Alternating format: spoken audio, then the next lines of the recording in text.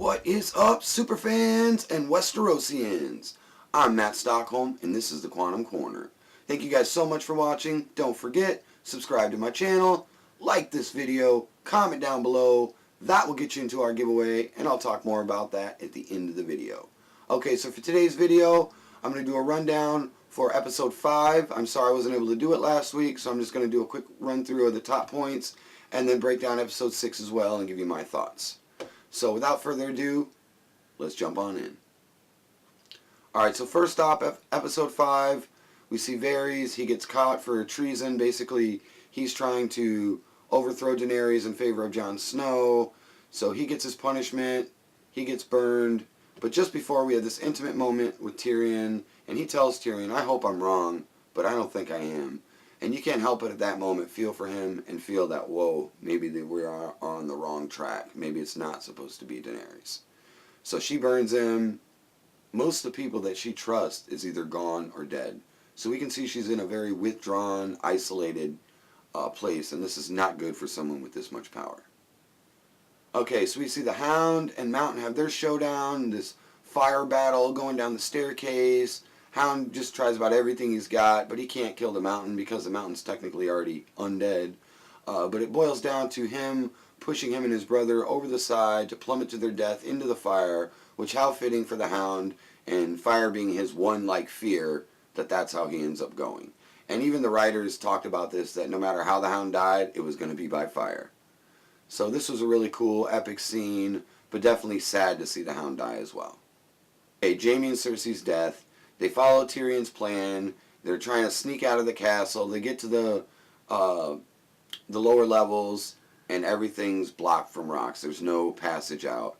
And they both die by being crushed by all the, basically by the Red Keep crumbling from atop them. The roof, the walls, the foundation, basically everything comes down and crushes them. So I thought this was an okay ending, but I really, for Cersei being such the villain, I really wanted to see more of a violent death for her, I guess. But I did feel in the moment how they kind of made you humanize with her and her baby and Jaime, and you did feel for them in this moment, and it did bring that bit of humanity out of Cersei. So I thought that was definitely pretty cool. Alright, so the gist of episode 5 is Daenerys burns it down. King's Landing, every bit of it. The messed up part is she had the city defeated with about 10% damage, and then she just goes like off the charts. She just goes crazy OP and burns women, children, people, innocents. Basically 90% of King's Landing. The Red Keep's destroyed. The only thing pretty much standing in the Red Keep is the Iron Throne. So that was the gist of episode 5. My biggest thoughts on this was, how do they take Daenerys from being this hero we followed from the very beginning, and then all of a sudden in the last episode turn her into a major villain? I don't know that I was exactly pleased with this. Definitely let me know what you guys think about episode 5, your thoughts on it. Yeah, because it was not one of the things that I was crazy about, along with some more things that we'll get into in episode 6. So let's jump in there. Okay, the episode starts with Tyrion doing the walk of shame all through King's Landing, and there's no words, and there doesn't need to be. Just the expression on his face, the look, being in the moment with him, much like Arya in episode 5 when she was walking around through all the damage and chaos and everything.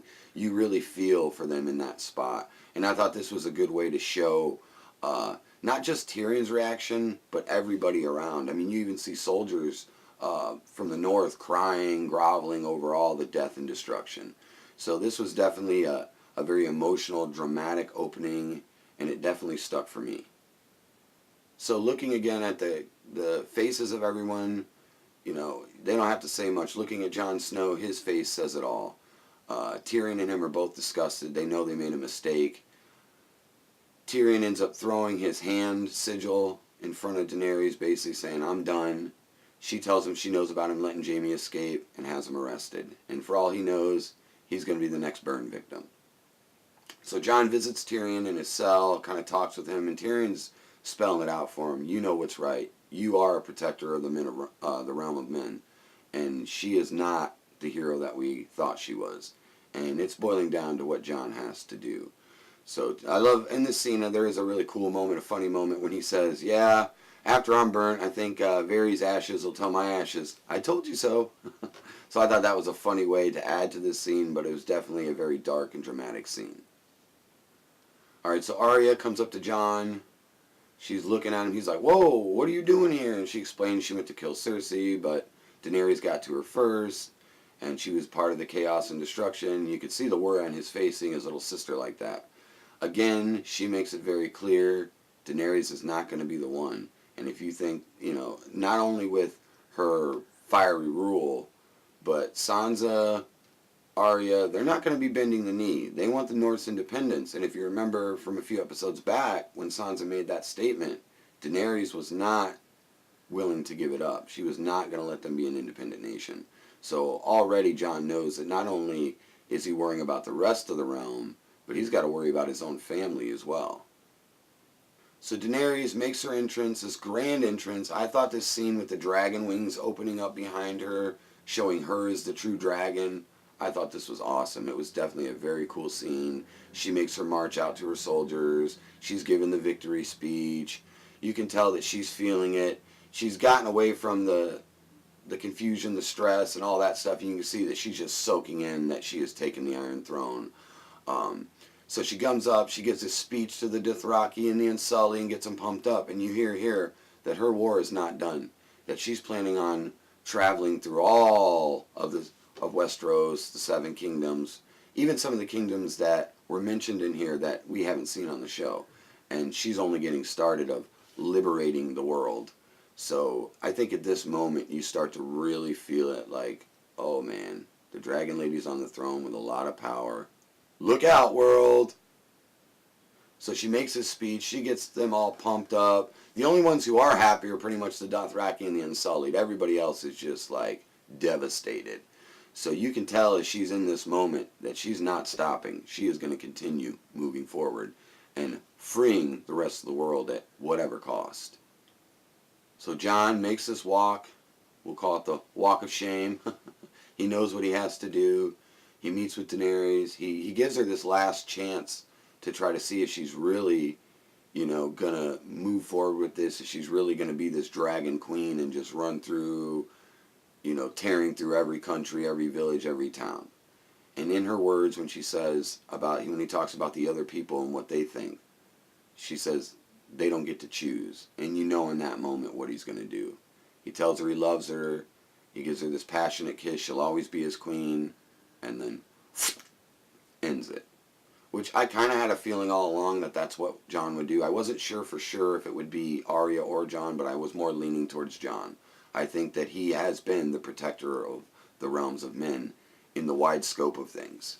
And only fitting that he's the one to put her down. So definitely a sad scene. Drogon comes in and you think Jon's about to get torched by Drogon, but instead he torches the Iron Throne, which I think was very symbolic to starting fresh, starting over, getting rid of this old legacy and these old ways and moving forward in the new kingdom.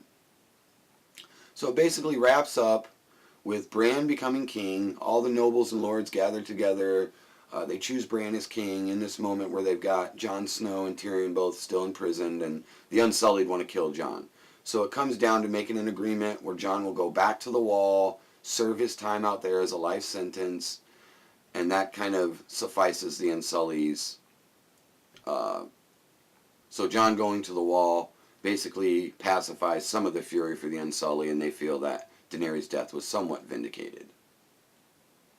So we see, the endings for everybody. Tyrion becomes Hand of the King to Bran, basically to work off his penance for all he's ever done wrong in the world, and this is his way of, making it right. Bran is king, as I said, over the 6 kingdoms, as they've given the 7th kingdom, Winterfell, to Sansa to be independent again, where Sansa reigns as Queen of the North. Arya decides that she's just going to go explore the unknown world and kind of make her mark out that way, and it's really sad when she says goodbye, and we don't know if they're going to ever see each other again. So Jon heads to the Wall. We're really, as much as I wanted to see Jon king, he loves the North. He even loves the far North, the Wildlings, where he started up there with the Wall and everything. And I think this is a fitting place for Jon to end, but not not exactly where I wanted him. I think it's okay for him. I think that's where he wants to be. He didn't want to be king necessarily. So he's going to kind of run the Night's Watch, run the Far North, and kind of be up there with his people. So he gets to the wall. He reunites with Ghost and Tormund, which this made me pretty happy to get to see Tormund again. We know how tight they were, and he even said that that's where Jon belongs. So it would appear that everything wraps up with a pretty bow. But just to give you a little bit of my insight, I would have much rather seen Jon and Daenerys rule together. I'd have much rather seen Daenerys take King's Landing without murdering women and children. So I'm not exactly thrilled with the way they ended the show. I thought that they kind of rushed the Great War. I thought that they just really kind of rushed everything. I thought this season could have just been about the Great War. The next season could have been about the throne. So I'm really surprised. I don't know about you guys, but I'm shocked, honestly, that they're ending the show. It's like to all the execs and the bean counters and people up top, don't you like money? Game of Thrones makes a lot of it. So it's kind of like, why are they even ending it? I mean, maybe it's a point of just the actors being done, wanting to move on, things like that, people wanting to move to other things. But I think for the popularity of this show, the final season, the way they handled it and ending it, I was not super pleased. So definitely let me know what you guys think. Sorry this video ran long. It was a lot to go over, and honestly, I didn't even go over everything. But yeah, let me know what you guys thought about the season, about the episode, about the video. And then also, are you excited for the new prequel series? The Long Night is supposed to be coming here, I think, in about a year now. And then there's another one that's planned about a year after that. Altogether, there was talks of George R. R. Martin maybe having 5 different Game of Thrones different series in the works one way or another. So I am excited about that. I definitely love Game of Thrones, and I'm excited to see what's coming from the future. Alright guys, yeah, so let me know what you think about all this stuff, about the future of GOT, and yeah, give me your opinions. It really matters, and your feedback matters. I like to hear what you guys have to say. So that's pretty much it, guys. Don't forget, subscribe to my channel, like this video, comment down below. That will get you into our giveaway. Our next giveaway prize is at 200 subscribers and will be a winner's choice poster. So keep watching, keep sharing, keep paying attention, guys. For the Quantum Corner, I'm Matt Stockholm saying, stay super, everybody.